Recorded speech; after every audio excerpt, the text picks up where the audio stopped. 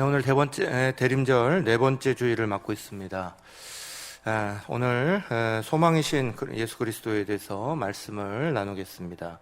로마서 15장 13절 말씀 우리 가운데 이렇게 말씀합니다.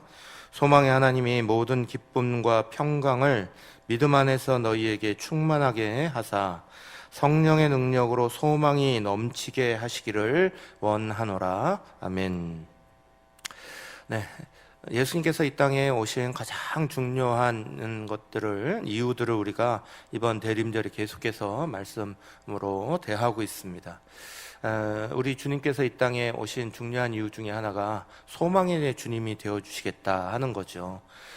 우리에게 진정한 소망이 되어주시기 위해서 이 땅에 오셨다 하는 것들을 우리가 믿음으로 분명하게 볼 수 있기를 간절히 축복합니다. 그래서 그 소망의 주님을 붙잡는다는 것이 우리에게 정말 중요한 믿음으로 자리 잡아야 됩니다. 악마의 낚시대회라는 이야기가 있어요. 그 악마의 낚시대회라는 게 뭐냐면 이제 비유한 이야기죠. 그런데 이제 악마의 대장이 악마들 이렇게 격려하는 차원에서 낚시대회를 열었다는 거예요. 그래서 그 낚시대회에서 1등하면 큰 상을 걸겠다 하면서 이제 낚시대회를 열었어요. 그래서 이 악마들이 뭘 낚시하냐? 사람 낚시하는 거죠. 인간 낚시하는 거죠. 그래서 누가 더 많이 끌고 오느냐? 이거 이제 낚시대회를 열었다는 거예요. 그래서 대회를 딱 마치고 나니까 다 자기가 하나씩 이렇게 데려온 사람들을 다 내놓습니다. 그런데 유독 한 악마의 바구니에서는 정말 많은 사람들이 끌려 나오는 거예요. 계속 끌려 나오는 거예요. 그러니까 이제 이 대장 악마가 딱 보고는 너 되게 잘했다 그러면서 대상은 네 거다 그러고 탁 줬어요. 그러면서 이제 어떻게 이렇게 많이 낚았냐 소감 한마디 이렇게 했어요. 그랬더니 이 대상 받은 악마가 이러는 거예요. 제가 특별한 미끼를 썼습니다. 그래요. 그래서 무슨 미끼인데 어떤 미끼를 썼어? 그랬더니 이 악마가 말하기를 포기라는 미끼를 썼습니다. 포기, 절망 이 미끼를 쓰니 수많은 사람들이 끌려오던데요. 이렇게 말하자는 거예요. 우리가 이 땅에 이렇게 살아가는 동안에요. 사람이 가장 어리석게 결정하는 결정이 포기입니다. 포기하는 거예요. 절망은 가장 무서운 전염병이에요. 오늘 코로나가 우리 가운데 무서운 전염병이 아니라 진짜 무서운 전염병은 절망이라는 전염병이에요.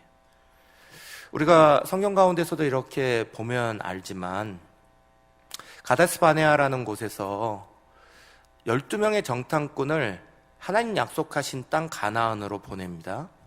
가나안에 이렇게 사람들이 갔다 와서 10명의 정탐꾼이 굉장히 부정적인 이야기를 하죠. 것들을 보면서 하나님의 자리를 하나도 못 보고 스스로를 메뚜기다 이렇게 말합니다. 우리는 메뚜기입니다. 내 자신 보니까 우리 보니까 아무것도 아닙니다. 이렇게 얘기하는 거예요. 그러니 그 전염병이 그 절망의 자리가 온 이스라엘에게 다 퍼져버립니다. 모든 이스라엘이 거기에 대해서 분노하고요. 거기에 대해서 이제는 끝났다라고 생각하고요. 그래서 모세를 돌로 쳐서 죽이려고까지 했다는 거예요. 절망은 굉장히 무서운 전염병이에요. 포기라는 것은 우리에게 있어서 가장 무서운 거예요. 왜 포기하냐? 소망이 안 보이니까 포기하는 거죠. 희망이 없다 생각하니까 포기하는 거죠. 근데 사랑하는 여러분, 우리가 주변에 이렇게 바라보면요, 오늘 우리의 삶의 자리 가운데 정말 포기할 이유들이 너무 많이 생기는 것 같죠. 우리가 앞을 보면 집 한 채 구하겠다 이렇게 생각을 해도 아파트값 천정부지로 올라가니 예전에는 그냥 청년 세대를 바라보면서 3포 세대, 5포 세대, 7포 세대 그랬어요. 직장도 집도 결혼도 다 포기한다 그래가지고 포기 세대라 이렇게 불렀는데 요즘은 청년들만 포기 세대가 아니에요. 점점 이쪽에서도 저쪽에서도 이것도 포기하고 저것도 포기하고 이렇게 할 수가 없어 라는 것들이 우리 속에 얼마나 많이 일어나고 있습니다. 우리 자신들의 모습을 보고 세상에다가 소망을 걸고 이렇게 살아가다 보면요, 그것들이 우리 속에 절망, 실망으로 다가올 때가 얼마나 많은지 모릅니다. 사랑하는 여러분, 우리가 우리의 자리 안에 왜 이런 절망이, 실망이 많이 생길까? 어찌 보면 정말 우리가 많은 것을 알아가기 때문에 그래요. 정말 모르면 차라리 무식하면 용감하다고 열심히 그냥 달려가면 이것이 우리 가운데 주어질 것이다, 이렇게 생각하고 살았던 시대가 있었어요. 그런데 요즘은 그렇게 살지 못합니다. 눈에 보이는 것들이 너무 많습니다. 들려오는 이야기들이 너무 많습니다. 알게 된 것들이 너무 많고요, 그걸 알고 나니까 그걸 이룰 수 있다라는 희망이 보이는 게 아니라 그걸 할 수 없다라는 절망이 우리 가운데 자꾸 보이는 거예요. 이것도 안 될 것 같고요, 저것도 안 될 것 같아요. 계산해서 앞을 바라보니까 계산이 하나도 안 나오는 거예요. 이렇게 어떻게 살아가냐, 저렇게 어떻게 살아가냐, 이런 이야기만 우리 속에 계속해서 들리지, 이것들을 해낼 수 있어, 이것들은 되는 거야, 이렇게 말하는 사람이 주변에 하나도 없는 거예요. 자꾸 절망의 자리가 우리 가운데 많아지는 것 같이 느껴집니다. 전도서 1장 18절의 말씀은 우리 가운데 그렇게 말합니다. 지혜가 많으면 번뇌도 많으니 지식을 더하는 자는 근심을 더하느니라. 아멘. 사랑하는 여러분, 우리가 많이 아는 것 때문에, 우리가 앞의 것들을 볼 수 있고 예측할 수 있다는 것 때문에 우리 가운데 희망이 솟아나는 게 아니에요. 그것으로 말미암아 오늘 우리에게는 더 많은 근심과 더 많은 염려가 우리의 자리에 꽉 자리 잡고 있어요. 그런데 예수께서는 오늘 우리 가운데 이 땅에 오시면서 진정한 소망이 되어주시겠다 그러시면서 오셨어요. 우리가 세상의 많은 것들에 이것은 이렇게 할 수 있습니다, 저렇게 할 수 있습니다라고 소망을 가지고 살아가다 보면 우리는 이 땅에서 현실주의자가 됩니다. 자꾸 현실에 매이게 되는 거예요. 이것들을 이룰 수 있고, 이것들을 할 수 있고, 이것을 바라고. 그런데 사랑하는 여러분, 우리가 절대 착각하고 오해하면 안 되는 게 있어요. 내가 뭔가를 바라는 것, 내가 뭔가를 원하는 것, 그게 우리의 소망이라고 생각하시면 큰 착오입니다. 바라는 것, 원하는 것 욕심이지, 그게 어떻게 소망이 될 수 있어요? 세상 가운데 우리는 이런 것들 바라고 있고, 저런 것 바라고 있고, 이거 되었으면 좋겠고, 저거 되었으면 좋겠고, 그게 욕심이지 어떻게 소망이라는 것으로 말할 수 있어요? 사랑하는 여러분, 소망이라는 단어와 욕심이라는 단어는 분명히 구별하셔야 되는 거예요. 정말 주께서 우리 가운데 주시고자 하는 진정한 소망이 뭔지를 성경의 말씀 가운데서 찾아내기를 원하셔야죠. 오늘 우리가 이 땅에서 될 것 같은데 안 되는 거, 뭐 할 것 같은데 안 돼서 실망만 가득한 세상 속에 우리가 살아가고 있는 것처럼 그렇게 우리가 보이지만, 정말 중요한 건 우리들의 마음속에 뭘 바라고 있느냐예요. 뭘 소망하느냐는 거죠. 소망하는 것이 정말 예수 그리스도 그분이 우리의 소망 되신다, 우리가 입으로 얘기하는 것처럼 우리의 믿음도 정말 그것을 바라보나요? 아니면 정말 우리가 어느 틈엔가 소망이라고 말하는 것들이 세상에 얻는 것들, 채워야 될 것들, 그것들을 우리의 소망이라고, 우리의 욕심을 소망의 자리라고 잘못 생각하고 계시는 건 아닌가요? 자기 자신을 바라보면, 이 모습 안에서 우리 자신을 바라보면, 현실적인 모습 안에서 우리 자신을 바라보면요, 항상 우리 자신은 굉장히 모자란 사람처럼 보입니다. 안 되는 것처럼 보이는 거예요. 그러니까 그 가나안 땅을 바라봤던 10명의 정탐꾼처럼 우리는 메뚜기처럼 보이는 거예요.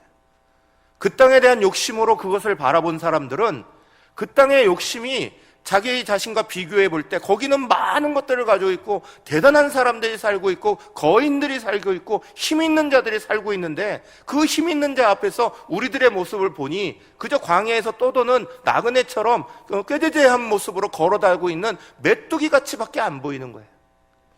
현실적인 모습에서 보는 건 그것은 욕심을 바라보는 거지 소망을 바라보는 게 아니에요.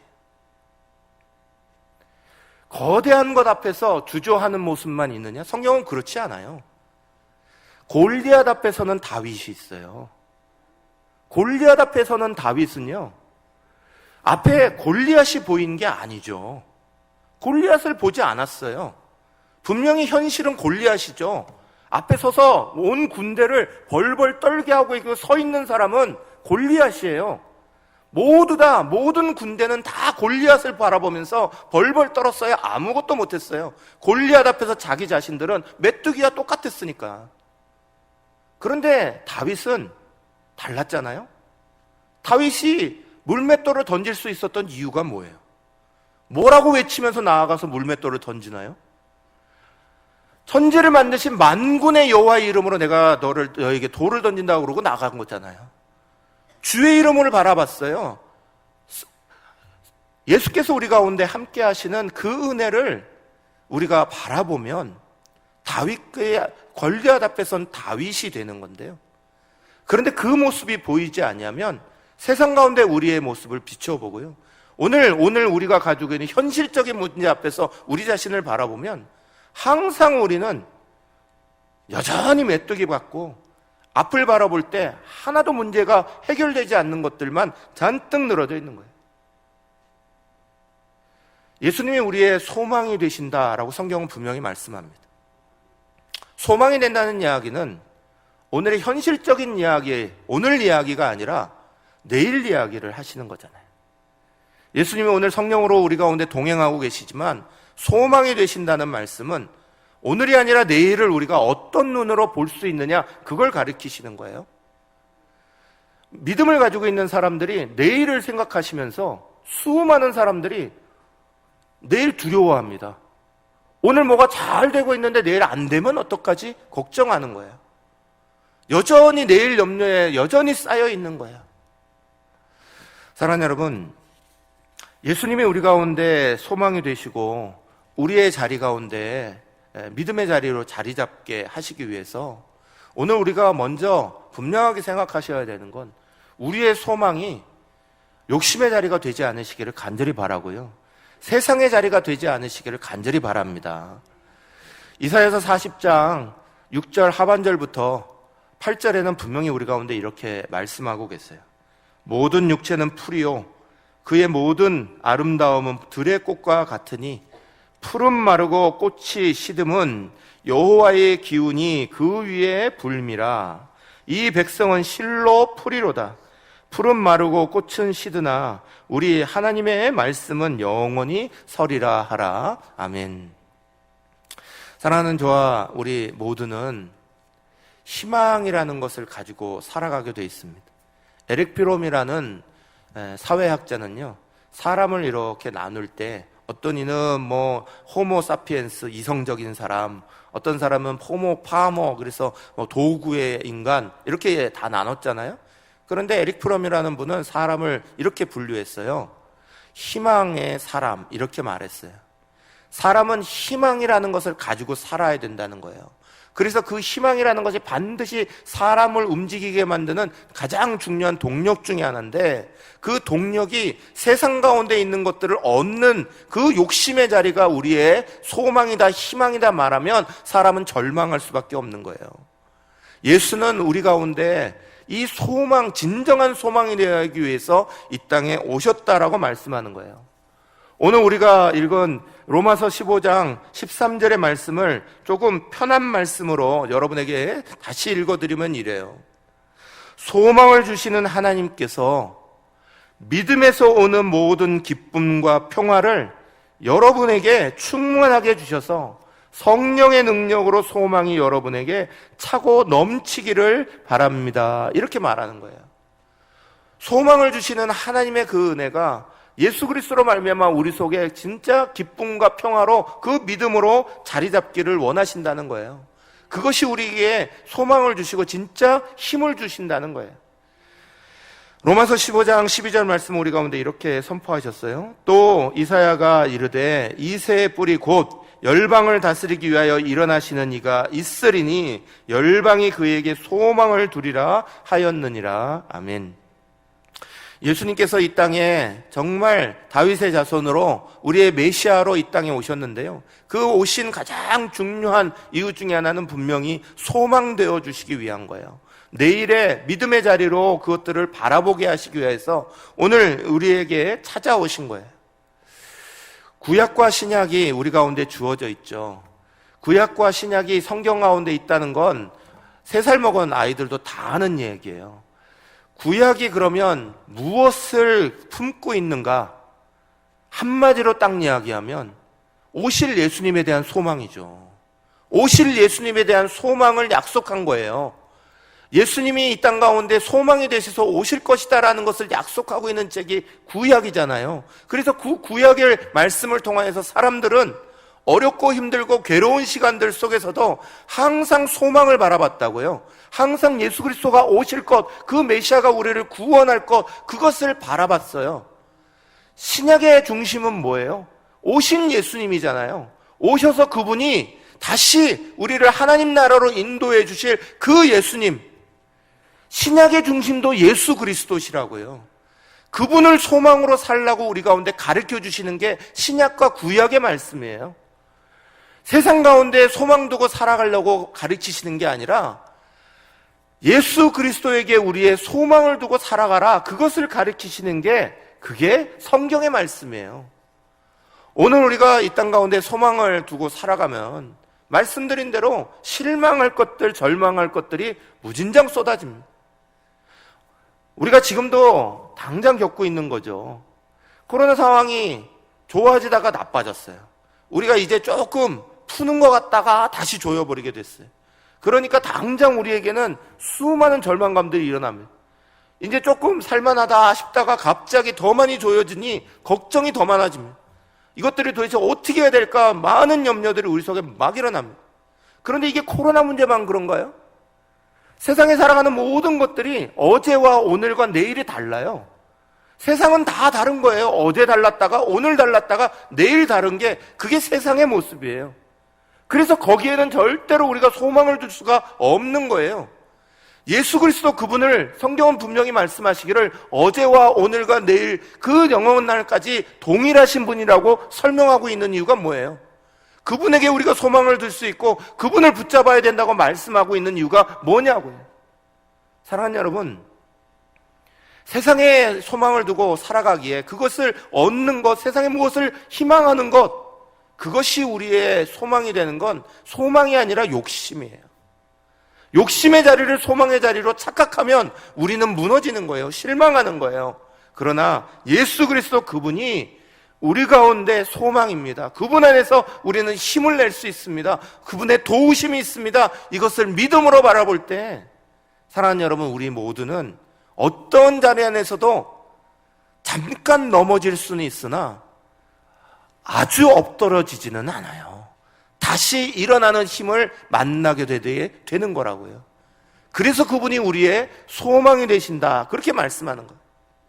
이 소망은 예수 그리스도가 우리의 소망입니다 라고 말하는 이 소망은 믿음과 정비례해야 합니다.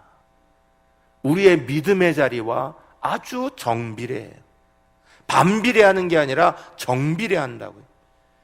내 믿음이 예수 그리스도를 꽉 붙잡고 있으면 우리의 마음속에도 소망이 흔들리지 않는 거예요. 세상이 이렇게 바뀌고 저렇게 바뀐다고 우리의 마음에 절망이 되고 실망이 되고 이렇게 바뀌는 게 아니라 우리의 신앙이, 우리의 믿음이 예수 그리스도를 정확하게 붙잡고 있으면, 그러면 우리의 마음에 절대로 실망이 우리 속에 찾아오지 않아요. 그런데 세상의 소망을 두고 예수 그리스도에 대한 믿음을 버리면, 그러면 우리는 계속해서 실망감에 빠지는 걸 벗어나지 못하는 거예요. 현실주의자가 되는 거고요. 경쟁적인 사람이 될 수밖에 없는 거예요. 오늘 우리의 자리에 여러 가지 막 많은 문제들이 막 벌어지는 것처럼 보여도 성경은 우리 가운데 계속해서 말씀하시고 계속해서 약속하시는 게 있어요. 예수 그리스도 그분이 너희에게 평안을 주실 거야 하는 거예요. 주님이 우리에게 위로를 주실 거야. 예수 그리스도 그분이 우리의 속에 힘을 주실 거야.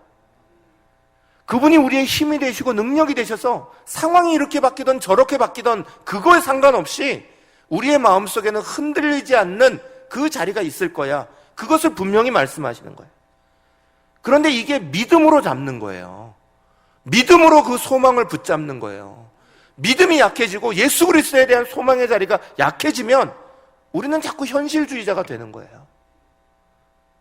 제가 오늘 2부에도 부끄러운 고백을 했어요. 3부에도 부끄러운 고백을 해야 될 것 같아요. 저도 목사지만요, 제가 목사지만 저도 정말 현실적이 될 때가 있어요. 목사가 믿음이 항상 좋아가지고 늘 주님만 계속 바라보고 있으면 얼마나 좋겠어요. 그래서 제 믿음도 어떨 때는 툭 떨어져요. 툭 떨어지고 나면 그때 확 밀려드는 게 현실적인 문제예요. 어느 날 요즘에 이제 아이들을 다 대학에 이렇게 보내고 막 이랬습니다. 그러면서 걱정이 확 드는 거예요. 서울에 있는데 도대체 집값이 뭐 끝도 없으니까 도대체 쟤네들 집의 문제를 어떻게 해결해 주지? 우리는 다 여기 사는데 쟤네들 도대체 어떻게 살게 해줘야 되는 거지? 그 문제부터 시작해갖고 나중에 우리는 은퇴하고 나면 우리는 도대체 어떻게 살아가게 될까? 우리가 무슨 뭐 은퇴 자금을 마련하는 사람들도 아니고 무슨 저축해갖고 뭐 주식하는 사람들도 아니고 뭐 하는 사람도 아닌데 나중에 뭐가 남아있을까? 막 현실적이 되는 거예요. 이게 도대체 막 뒤에 무슨 일이 벌어질까 막 염려가 막 오기 시작하는 거예요. 그러면서 제 자신이 너무너무 부끄러워졌어요. 왜 현실적인 문제에 이렇게 많이 빠지지? 주님이 분명히 나에게 소망이라고 그러셨는데 소망의 주님이 해결해 주시고 이때까지도 그 은혜 때문에 내가 여기 살아왔는데, 사랑하는 여러분, 저 목사 될 때에 선교사 나갔다 오고 경주중앙교회 담임 목사 되고 이렇게 될 때 한 번도 돈 때문에 목사해 본 적이 없어요. 그리고 돈 걱정 해본 적도 없어요. 하나님이 다 먹여 살리셨으니까. 신명기의 말씀에 나오는 것처럼 언제나 하나님이 신발이 딸도록 두신 적이 없고 먹을 것이 없도록 두신 적이 없고 한 번도 하나님이 살펴주지 않은 적이 한 번도 없어요. 그 은혜 때문에 오늘까지도 살아왔고 앞으로도 살아갈 거예요. 그런데 참 부끄럽게도 제가 예수 그리스도가 나의 소망입니다 하는 그걸 딱 붙잡는 걸 놓쳐버리는 순간 현실적인 게 확확 다가오는 제 자신을 발견했어요. 현실적인 문제가 나를 침범하고 있는 걸 발견했어요. 하나님 앞에 더 드리지 못하고요, 하나님 앞에 마음껏 바치질 못하고요, 위축되고 있는 저 자신을 발견하고 얼마나 부끄러웠는지 몰라요. 목사인 제가 그런데 여러분의 삶의 자리에서 얼마나 그러시겠어요? 주변에 많은 사람들이 다 주식하고요, 주변에 많은 사람들이 돈 집 버는데 막 거기에 하는데 쏟아내고요, 주변에 모든 사람들이 다 그거 하는 것들을 여러 번 만나고 살아가실 텐데 그 속에서 그 사람들 닮지 아니하고요, 정말 하나님의 영광을 위해서, 나라를 위해서, 하나님의 영광을 위해서 모든 것들을 하나님 앞에 드리면서 그렇게 살아간다고 말하는 게 얼마나 힘드시겠어요. 예수 그리스도가 우리의 소망이고 내일 삶에 대해서 주님이 책임져 주실 거다, 그것에 대해서 우리가 믿고 살아가는 사람들인데 믿음 약해지는 순간 우리는 와르르 무너진다고 해요. 와르르 현실적인 문제에 부딪히게 되는 거예요. 사랑하는 여러분, 소망은 예수 그리스도를 붙잡는 믿음과 비례하는 거예요. 여러분, 내일을 바라보시면서 걱정하시고 두려워하고 있다면 소망 되시는 그분을 붙잡고 있는데 왜 내일이 두렵겠어요? 뭔가 이상한 거 아니에요? 내일 걱정하면서, 내일을 바라보면서 이거 어떻게 살아가는 거지? 내일 뭐가 있을까? 뭐 어떻게 될까? 수많은 염려 속에 빠지고 있다면 우리의 믿음의 자리를 다시 한번 보셔야죠. 사랑하는 여러분, 예수님이 제가 목사이기 때문에 저를 붙잡아 주시고 은혜 내린다고 저는 생각하지 않습니다. 전 사랑하는 성도들 모든 자리들을 주님이 동일하게 똑같이 꼭 붙잡아 주시고 은혜 내리고 계시다고 저는 믿습니다. 코로나의 상황이 어떠하든지, 경제적인 상황이 어떠하든지, 오늘 우리가 살아가는 삶의 자리가 어떠하든지 그 모든 자리에서 주님은 내일 염려하지 말라, 내가 너희의 소망이 되어주시겠다 약속하고 계시잖아요. 하나님의 은혜 가운데 붙잡아 주실 거다 꼭 약속하고 계시는 거예요. 오늘 우리에게 정말 필요한 건 그 믿음이에요. 그 약속이 없는 게 아니라 그 약속은 이미 우리 가운데 있는데 그것을 믿는 믿음이에요. 믿음이 딸리는 것, 믿음이 부족한 것에 대해서 주님 앞에 구하셔야죠. 예수님께서 그러셨어요. 나는 부활이요 생명이니 라고 말씀하시면서 맨 마지막에 뭐라고 묻는 줄 아세요? 이것을 내가 믿느냐 이렇게 물어보셔요. 나는 부활이요 생명이다 말씀하셨어요. 살아서 나를 믿는 자는 영원히 살겠고 죽지 아니하리니 그러셨고요. 그 말씀대로 주께서 우리에게 정말 부활 생명이 되어주신다는 걸 믿고 살아가도록 우리 가운데 말씀하잖아요. 그런데 그 말씀의 끝에 우리에게 묻고 계신다고요. 이것을 내가 믿느냐 그렇게 말씀하세요. 주님이 부활 생명 되셨다는 게 잘못된 게 아니라 그 약속을 믿고 있는 우리가 필요하신 거예요. 오늘 여러 가지 염려가 우리 속에 참 많을 때입니다. 엊그제 발표 이렇게 보니까 화이자라는 백신 만드는 회사에서 전망했더라고요. 코로나 상황이 금방 끝나는 게 아니라 2023년까지 간다는 거예요. 적어도. 그러니까 내년이 2022년인데 2023년이면 내후년이잖아요.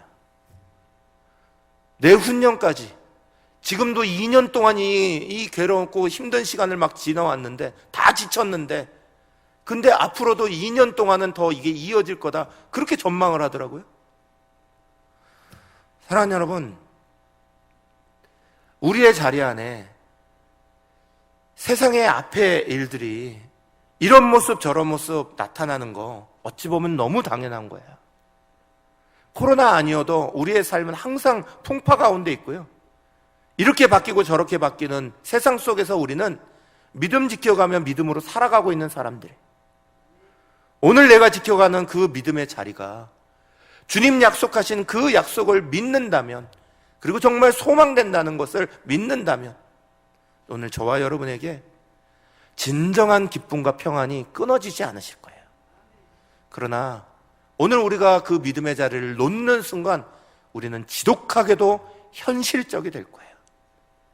이 현실적인 문제에 벗어나지 못하고 거기서 헤매시게 될 거예요. 골로새서 1장 27절 우리 가운데 이렇게 선포했어요. 같이 읽겠습니다. 하나님이 그들로 하여금 이 비밀의 영광이 이방인 가운데 얼마나 풍성한지를 알게 하려 하심이라.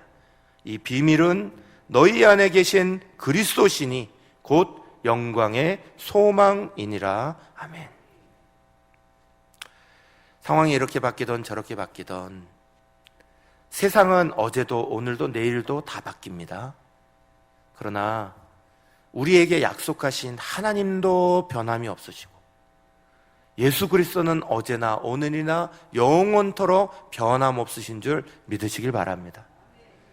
그 약속, 그것을 믿는 믿음이 예수 그리스도를 소망으로 붙잡는 게 되는 거예요.